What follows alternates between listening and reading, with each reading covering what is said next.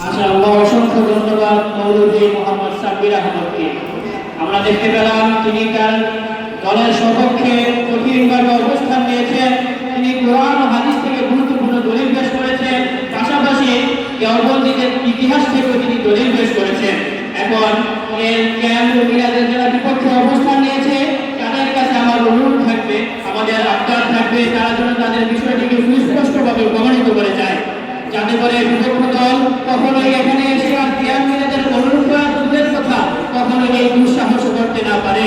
এখন আপনাদের সামনে ক্যাম্প মিলাদের বিপক্ষের বিতর্কিক হিসাবে মঞ্চে আছেন মৌলভী মোহাম্মদ উবাইদুল্লাহ উমাইর সাহেব। মৌলভী মোহাম্মদ উবাইদুল্লাহ উমাইর সাহেব, আমি তাকে তার গুরুত্বপূর্ণ আলোচনা পেশ করার জন্য বিশেষভাবে অনুরোধ জানাচ্ছি। আসসালামু আলাইকুম ওয়া রাহমাতুল্লাহি ওয়া বারাকাতুহু। ওয়া আলাইকুম আসসালাম। আলহামদুলিল্লাহ বিদায়া ওয়া নিহায়া والصلاة والسلام على نبي الذي أظهر لنا طريق الهداية. أما بعد، فأعوذ بالله من الشيطان الرجيم. بسم الله الرحمن الرحيم. يضل به كثيرا ويهدي به كثيرا. আজকের এই বিতর্ক অনুষ্ঠানের সম্মানিত সভাপতি ও মাননীয় বিচারক এবং মিলাদ কিয়াম সহ সকল বিদআতকে রুখে দেওয়ার লক্ষ্যে গঠিত এই জামিয়ার সকল আলাসায়ে কেরাম এবং সাথী ভাই ও বন্ধুগণ সকলকে জানাই আন্তরিক মোবারক। সম্মানিত উপস্থিতি, আমরা নিশ্চিত অবগত যে আমাদের এই প্রিয় মাতৃভূমিটাকে ছেয়ে গেছে বেদাতের ছোঁয়া। আজকে এই বেদাতকে সুন্দর করে সুশোভিত করে আমাদের সামনে তুলে দেওয়া হচ্ছে, অথচ এই বেদাত থেকে রাসূল সাল্লাল্লাহু আলাইহি ওয়াসাল্লাম আমাদেরকে নিষেধ করে দিয়ে গিয়েছিলেন। ঠিক আমরাও এই বেদাতকে বেদাত রূপে আপনাদের সামনে এজন্যই তুলে দেব যেন কখনো আপনারা কষ্ট হয়ে জাহান্নামের পথিক না হন। প্রিয় উপস্থিতি, আপনারা সবাই অবগত আছেন আজকে আমাদের এই প্রিয় মাতৃভূমি মিলাদ কিয়াম সহ শত শত বেদাতে ডুবে রয়েছে। কিছু কিছু নামদারি আলেম সামান্য জিলাপি আর সিন্নি লোভে তারা এই বেদাতকে শরীয়তের অন্তর্ভুক্ত করছে। এমনকি যারা এই মিলাদ কিয়াম করে না তাদেরকে ওহাবী ও কাফির বলে আখ্যা দিচ্ছে। অথচ কোরআন ও হাদিস থেকে যারা অতীত কোনো দলিল দিতে পারে না, ভবিষ্যতেও তারা দিতে পারবে না, এটা ওপেন চ্যালেঞ্জ রয়েছে। তারা নবীর প্রতি ভালোবাসার বহিঃপ্রকাশ বলে মিলাদ কিয়াম করে, অথচ আমরা জানি সাহাবায়ে কেরাম নবী সাল্লাল্লাহু আলাইহি ওয়াসাল্লামকে তাদের চেয়ে বেশি গুণে ভালোবেসেছেন, কিন্তু তারা কি কখনো এমন মিলাদের আয়োজন করেছেন? না, কখনো তারা এই ধরনের কোনো মিলাদের আয়োজন করেননি। এমনকি রাসূল সাল্লাল্লাহু আলাইহি ওয়াসাল্লাম সাহাবাদেরকে এমন মিলাদ কিয়াম আয়োজনের কোনো আদেশ করেননি। আদেশ তো দূরের কথা, বরং তাদেরকে উৎসাহ দেননি। তবে রাসূল সাল্লাল্লাহু আলাইহি ওয়াসাল্লাম তার মিলাদ উপলক্ষে তিনি রোজা রাখতেন, আর অথচ আমাদের এই মিলাদ কিয়ামকারী ভাইয়েরা তারা জিলাপি আর সিন্নি খাওয়ার পূর্বে তাদের এই মিলাদ আয়োজন করে। তাহলে কোথায় নবী সেই রোজা রেখে গেছেন মিলাদের আনন্দ প্রকাশ করা, আর কোথায় জিলাপি খেয়ে মিলাদের আনন্দ প্রকাশ করা, নবীর জন্মের আনন্দ প্রকাশ করা? তো অনেক দূরে।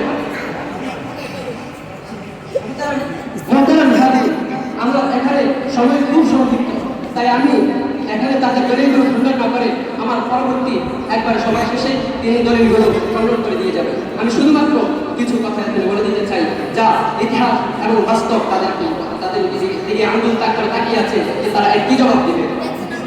মাননীয় সম্মানিত উপস্থিতি, আমি আরেকটি কথা বলে দিতে চাই, আমাদের ইসলাম কোনো মন গড়া জীবন যাপনের নাম নয়। এই ইসলাম গঠিত হতে হলে চারটি বিষয় প্রয়োজন: এক, কোরআন, দুই সুন্নাহ, তিন ইজমা, চার কিয়াস। অতএব কোনো বিষয় এটা শরীয়তের অন্তর্ভুক্ত কিনা যদি আমরা এটা যাচাই করতে হয়, তাহলে সর্বপ্রথম আমাদের কর্তব্য হলো এটা কোরআনে আছে কিনা তা দেখতে হবে। যদি কোরআন আছে বলে সাব্যস্ত হয় তাহলে এটা আছে বলে সাব্যস্ত হবে, আর যদি নাই তাহলে এটা নাই বলে সাব্যস্ত হবে। আর যদি কোরআনের মধ্যে এমন কোনো বিধান না পাওয়া যায়, আমরা বুঝতে না পারি, তাহলে আমরা হাদিসের দিকে আগাবো। যদি হাদিসের মধ্যে আছে বলে সাব্যস্ত হয়, আছে বলে সাব্যস্ত হবে, আর যদি নাই বলে সাব্যস্ত হয় তাহলে নাই বলে সাব্যস্ত হবে।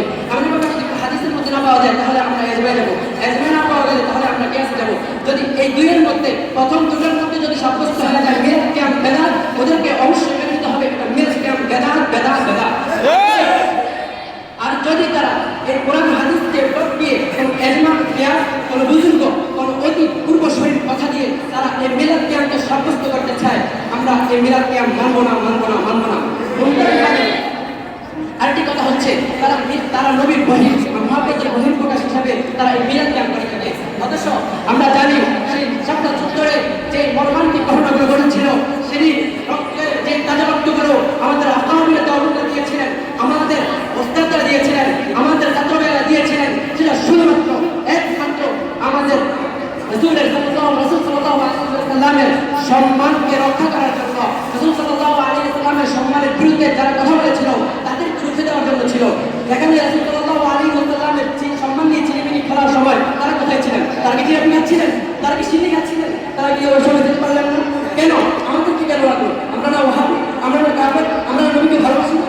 কেন? না, আসলে ভালোবাসার নাম আবেগ নয়। ভালোবাসার নাম নিজের মন মতো করে জীবন যাপন করা নয়, বরং ভালোবাসা হচ্ছে আমার প্রিয় মানুষটি যে মতো চলে গিয়েছিল আমিও ঠিক সে মতো চলা। আমার ভালোবাসার নাম হচ্ছে আমার প্রিয় মানুষের মতো হুবহু আমি চলতে হবে, ঠিক তার প্রতি অনুসরণ করে।